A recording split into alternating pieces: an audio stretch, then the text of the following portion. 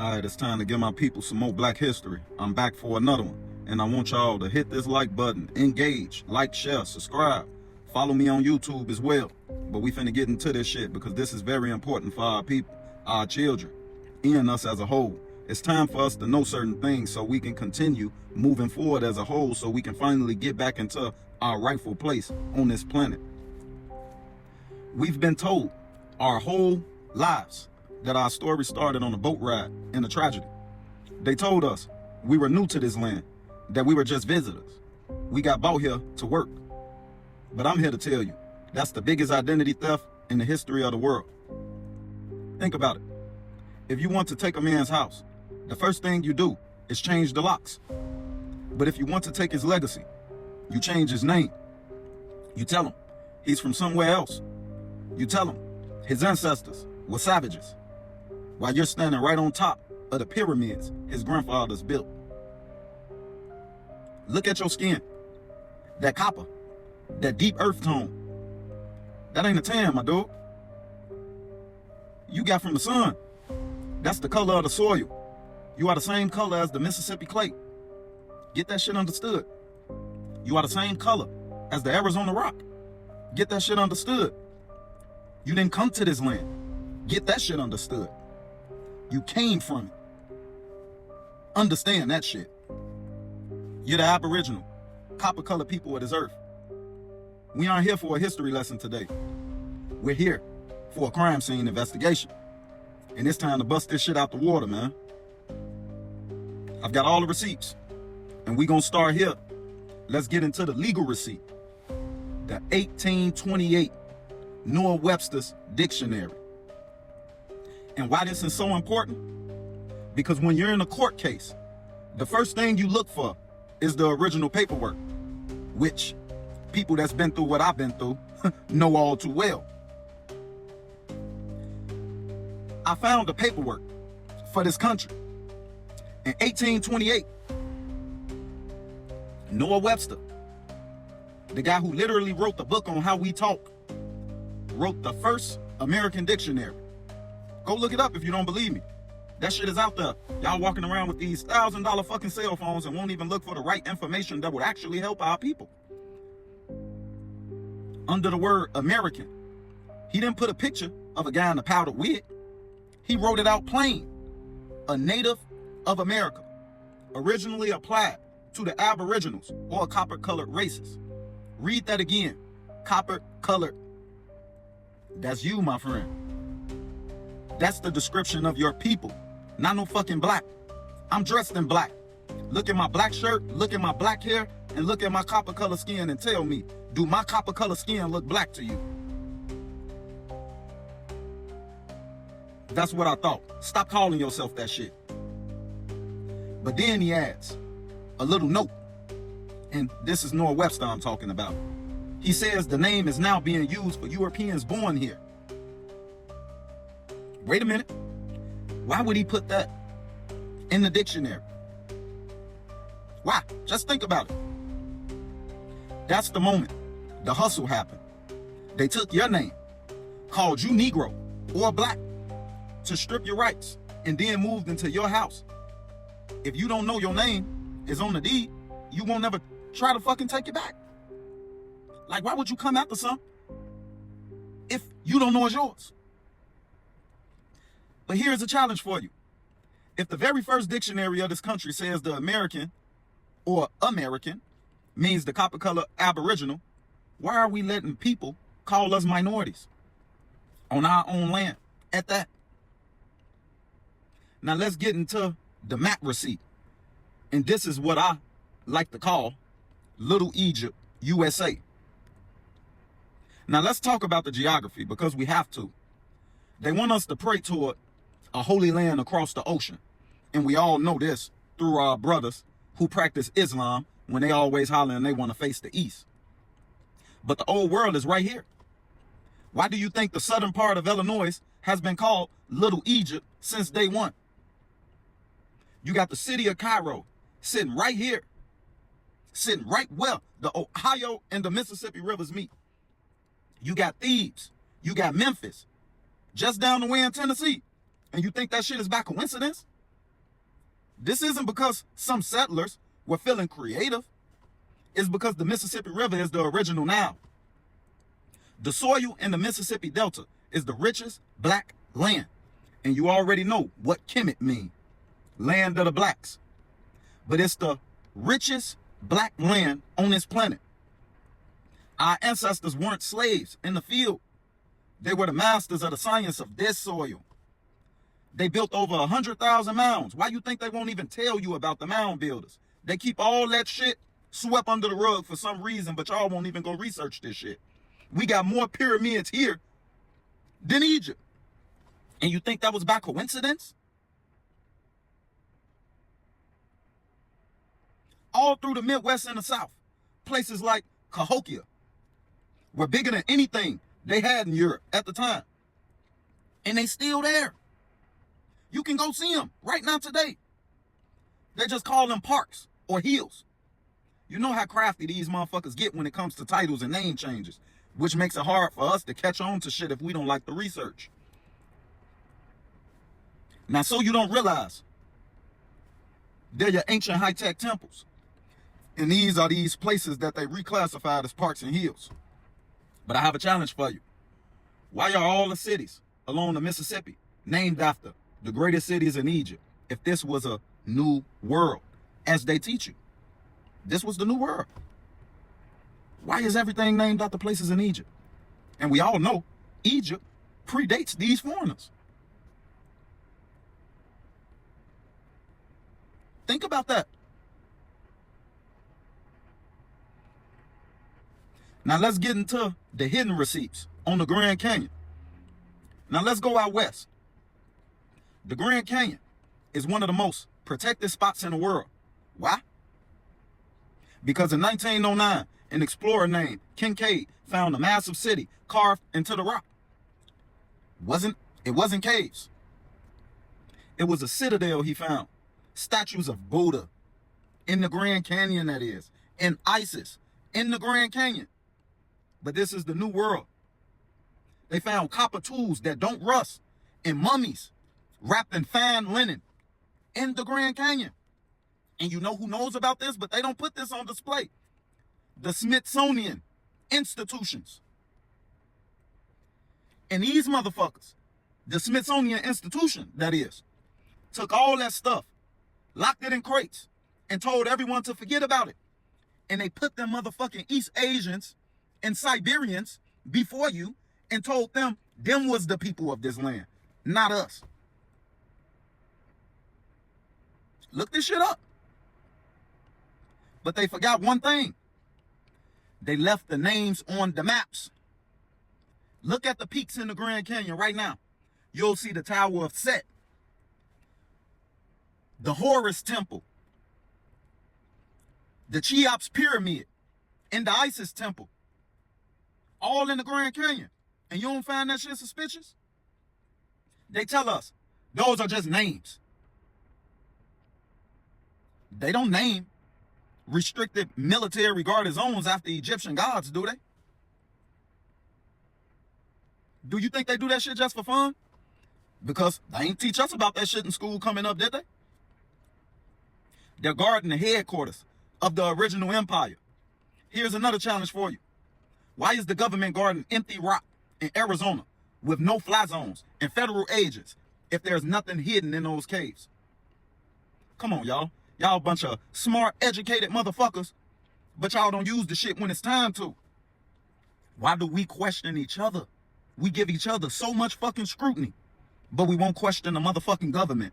We won't give the government no scrutiny. We believe everything that the fucking government tell us, and they done showed us they lie. Now let's get into the science. The cocaine mummies. The earth doesn't lie, even when the politicians do. Back in the 90s, scientists tested the hair of the pharaohs in Africa. They found cocaine and tobacco. Now use your fucking street smarts, man. We gonna stay away from these goofy ass books. Back then, there was only one place on the face of the motherfucking planet that had cocaine. And you know where that was? Right along with tobacco. And it was right here in the motherfucking Americas. Those plants don't grow in Africa. They never did. So how did the ancient Egyptians get them? Because they didn't have to cross the ocean. They were already here. The Egypt in Africa was a colony of the Egypt that started here in the Americas. This land that we standing on provided the medicine, the corn, and the science that fed the rest of the world. Why you think them motherfuckers came over here? Multiple countries. They attacked us from all fronts. They came up through what they call Latin America today. They came up through the North, Canada, through New York. When they came, all those wars were fought on the same front. They just told us that those wars were all different. But they all came here to conquer us. Here's another challenge for you.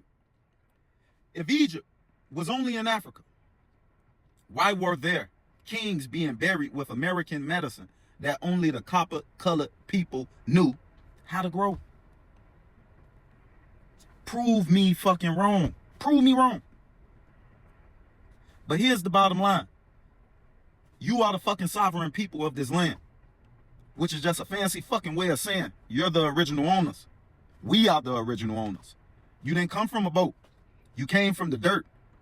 You're the copper-colored Indians who built the mounds, mapped the stars, laid the foundations for civilization before the rest of the world even knew how to fucking read. Your greatness. Now drop a mic. Pat yourself on the back. Your fucking greatness, but you gotta tap in and start acting like it, man. Cause you know now. So what's the excuse? And if you say you don't know, take some of this information I'm fucking giving you, go research it and try to prove me wrong. Maybe then that'll indirectly teach your ass something. They spent 500 years trying to convince you that you were less than so they could live in your house that you built. But the 1828 dictionary is the confession. The Mississippi is the witness. And your own reflection is the proof. Stop looking for your history in their books. I'm going to repeat that. Stop looking for your history in their books. You will never find it. And start looking at the ground you're walking on. You are in the minority. You're the master. You aren't black. You're the original American. It's time to stop acting like we're guests and start acting like the king of the house. Here's the final challenge. Now that you know the bigger picture, are you going to keep living like a tenant? Or are you going to reclaim your throne on the true old world? 1828, Noah Webster Dictionary is the smoking gun, man. Because it reveals the exact moment the legal identity theft happened. It connects the copper-colored physical description to the Negro. Classification used to strip your rights. Here is how those 2 points together, so everyone understands this hustle. Here's the connection. Copper is the color. Negro is the cage. Why you think they used to say kill the Indian? Keep the human being or keep the person. Because they want to kill our spirit. Why you think we're such a soulless body of people today? Because our spirit comes from the Spirit of God himself. But let's get into the physical truth. The term copper colored, when Webster wrote it, that definition, he was looking at the people already here, the Aboriginals. Malcolm X even told you about this shit too. And I find it funny, they don't even really teach us a lot about Malcolm X or give him a fucking holiday. And his birthday in May. When have they shut anything down for my brother, who's done more than any of the heroes that they put in your face? But let me get back to it. He used the word copper colored because it's a specific, undeniable description of the skin. It's an undeniable description of the skin tones of the people who built the mounds and ruled the Americas. Copper isn't just one shade. It ranges from deep, dark browns to bright reddish hues. Exactly like our fucking people, man. It's right there. See, this we wrapped in. Why you think the motherfucking world hate us so much? And it's not nothing about what the fuck they told us. Nothing about it. Why you think they all in cahoots to keep us right where we are? Now let's get into number 2, the legal fiction. And this is all about the term Negro. And it's not a color. you won't find Negro crayon in the box. And you won't find a Negro plant in the dirt. Negro is a label status. It was a label created by European powers to classify someone as property or stateless. Let me give you that again. It was a label created by European powers to classify someone as property or stateless. Why you think we ain't getting no motherfucking reparations? Y'all still claiming titles that's not even attached to a landmass. Y'all going by African American, and that's a misnomer. That's an incorrect title for a people. And we didn't give ourselves that. By reclassifying the copper-colored aboriginals as Negroes, they did two things. They disconnected you from the land. An aboriginal has a claim to the soil. A Negro is just a worker with no home. They stole the American title. Once they label you Negro, the name America was left vacant.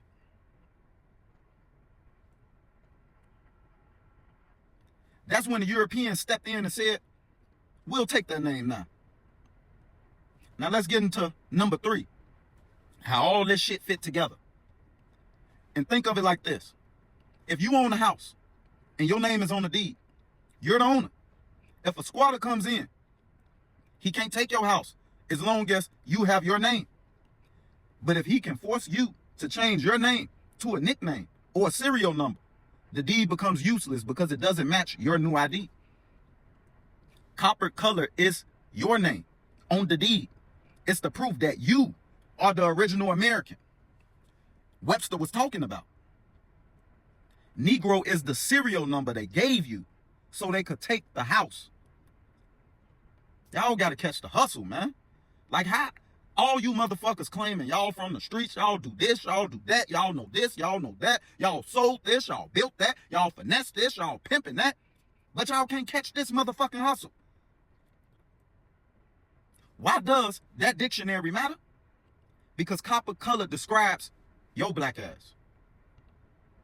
But Negro describes your status. They knew they couldn't just take the land from the owners. So they had to make the owners disappear without ever killing them.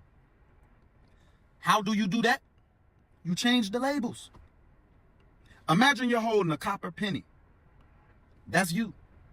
That's your ancestors. That penny is original American currency. But then the government comes along and says, from now on, we aren't calling that copper. We're calling it scrap metal. The metal didn't change. The color didn't change. But the value changed. Once they called you Negro, they devalued the copper-colored man so they could treat him like a stranger in his own house.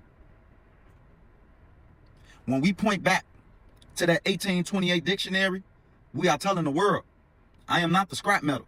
You labeled me. I'm the original copper currency this whole country was built on. If Negro was just a description of color, why didn't they call the dark-skinned people in India or Australia Negroes on their legal documents? They ain't called the Africans. Nobody Negroes but us here in America for some strange reason, but everybody share our color. They use that word here specifically to kill your aboriginal claim to the American soil.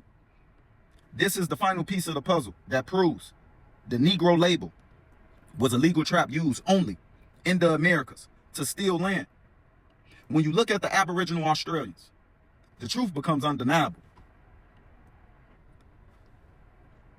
If you look at an Aboriginal Australian, you see someone who often has the darkest skin on the planet, features similar to ours, almost identical, and hair that can range from curly to straight, just like ours. If Negro or black were just about how someone looks, the world would have labeled them African a long time ago. But strangely, they didn't. And you have to ask yourself why. Because they are Aboriginal, not African. The world recognizes Aboriginal Australians as the original owners of that continent because Their title to the land is recognized. The system cannot call them African. To call them African would be to say they are immigrants to Australia. By keeping the name Aboriginal, their connection to the soil remains legally intact. The Negro label was a tool for theft in America. And the goal was different. The goal was to take the richest land on earth, which is the true old world, away from the true copper-colored people, which is us. If they called you Aboriginal American, they would have to respect your title. They would have to give you reparations. And you would have to get the spot back that you rightfully deserve. And that means these other motherfuckers have to get out your way, and they're not going to do that because they lose everything and we gain everything. By calling you Negro, they reclassified you as a stateless person. That's what Negro is. That's what black is. That's what African American is. You are a fucking stateless person. You're non-existent. A Negro is a corporate fucking product of the state. And this is what you claiming when you claim black, when you claim Negro, when you claim African American. You're claiming to be another motherfucker's property. I want y'all to look across the ocean for a second at the Aboriginal people in Australia. Now use your eyes. Those brothers and sisters aren't some of the darkest, most African-looking people on earth. But does the world call them African? No. Does the census call them Negro? No. The world calls them Aboriginal Australians. And you got to ask yourself why that is. Because everyone knows they belong to that dirt, nowhere else. The system respects their connection to the land. But here in America, the true old world, they had to pull a fast one. They took the copper-colored Aboriginals, looked them in the face, and said, you aren't the owner anymore. From now on, your name is Negro. They didn't give the Australians that name because they weren't trying to steal Australia the same way they stole America. They needed the Negro label here to act as a legal cage. Think about it. A Negro is a ghost in the legal system. A Negro doesn't have an inheritance. When they switch your label from the copper-colored American, when they switch your label from the copper-colored American and defined it in the 1828 dictionary to Negro on the census, they legally moved you out of your own house while you were still sitting in the living room. If being black is just about skin color, why are the darkest people in Australia still called Aboriginal? Why the copper-colored people in America are called African? And I will answer that for you. It's because one name keeps the land and the other name gives it away. Here's the final tie-in, and it's the census hustle. You can track this entire crime decade by decade, and I've done it personally. If you look at the old census records from the 1700s and 1800s, you'll see our people listed as free colored persons or Indians. But as the government wanted more land, the Indians started disappearing from the books. And the new people got that title, not us, who it was rightfully belonging to. And not because they died, but because the pencil and the pen moved them. Paper genocide, buddy. With one stroke of a pen, the copper-colored Aboriginal was reclassified as mulatto or Negro. They didn't move you to a different neighborhood. They just moved you to a different category. They turned your birthright into a brand. The Australian stays Aboriginal because his land is a desert. You were turned into Negro because your land is the Garden of fucking Eden, man. The true Egypt. Now put this in your pipe and smoke it. Like, share, and subscribe for more content because we going crazy all year long. If you want to know things that other people ain't talking about and we getting in depth, this is the right page to be on, people. Peace out.